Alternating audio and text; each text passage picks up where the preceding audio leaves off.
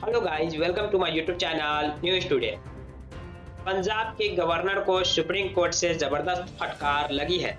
दरअसल यह मामला पंजाब विधानसभा के द्वारा पास किए गए उन 7 विधेयकों से जुड़ा हुआ है, जिसे पंजाब असेंबली ने पास करके गवर्नर के पास भेजे, लेकिन गवर्नर की तरफ से इन पर कोई भी फैसला नहीं लिया गया।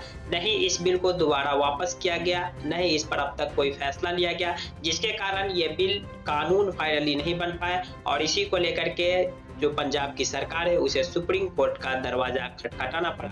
इस पर सुप्रीम कोर्ट ने सख्त नाराजगी जताते हुए सुप्रीम कोर्ट ने कहा कि गवर्नर को जनता नहीं चुनती है, इस पर जल्द फैसला लिया जाना चाहिए। उन्होंने कहा कि ऐसे मुद्दे को आपस में सहमति से सुलझा लेना चाहिए सुप्रीम कोर्ट आने से पहले। साथ ही साथ सुप्रीम कोर्ट ने यह भी कहा कि अगली सुनवाई जो 10 नवंबर को होगी, इससे पहले गवर्नर साहब हमें जवाब देंगे कि इन 7 विधेयकों पर अभी तक क्या फैसला। जैसा कि आप जानते होंगे कि कोई भी जो लॉ है, कोई भी बिल कानून तब बन पाता है जब उसे यानी अगर विधानसभा स्टेट लेवल की बात हो तो स्टेट असेंबली उस बिल को पास करके भेज देती है गवर्नर के पास।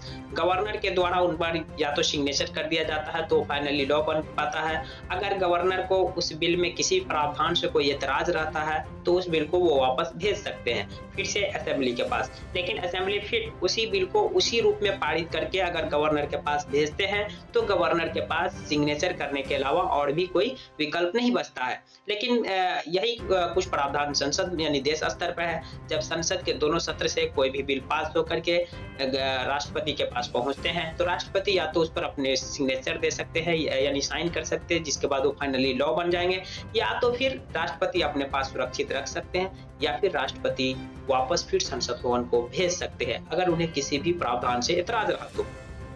लेकिन दोबारा जब फिर संसद भवन उसी रूप में उस बिल को पास करके वो भेजती है राष्ट्रपति के पास, तो राष्ट्रपति उन्हें सिग्नेचर करने के लिए बाध्य होते हैं, यानी कि राष्ट्रपति किसी भी बिल को एक बार वापस कर सकते हैं। लेकिन पंजाब के गवर्नर साहब ने न इन बिल को वापस की फिर से पंजाब असेंबली के पास और नहीं अपनी तरफ से इस पर कोई फैसला लिया, और यही वो कारण है कि काफी लंबे समय से पंजाब के 7 ऐसे विधेयक हैं जो गवर्नर साहब के पास लंबित है, जिनमें से पंजाब सरकार का कहना है कि 3 ऐसे विधेयक है जो फाइनेंस बिल है, मनी बिल है। फाइनेंस बिल कहने का मतलब जिसे गवर्नर के अनुमति से ही लाया जाता है, जो फाइनेंस बिल होता है, चाहे वो संसद भवन में राष्ट्रपति की अनुमति से लाया जाता है, वहीं राज्य में गवर्नर की अनुमति से लाया जाता है।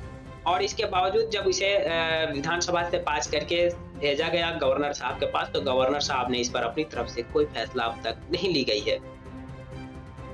इसी को लेकर के जो पंजाब की सरकार है उन्होंने सुप्रीम कोर्ट में इसे चुनौती दी। वहीं गवर्नर साहब की तरफ से पक्ष रख रहे सॉलिसिटर जनरल ने कहा कि इस पर बहुत जल्द ही अंतिम फैसला ले लिया जाएगा। बाकी आप इस पूरे मामले पर क्या सोच रहे हैं कि गवर्नर साहब को इतना दिन किसी भी विधेयक को रोकना चाहिए, नहीं रोकना चाहिए?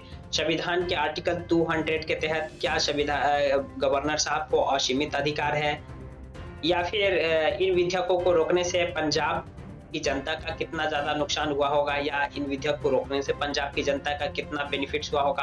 आपकी जो भी प्रतिक्रिया है कमेंट कर सकते हैं। जानकारी आपको पसंद आई तो प्लीज वीडियो को लाइक कर दीजिए, चैनल को सब्सक्राइब कर दीजिए। Thank you for watching.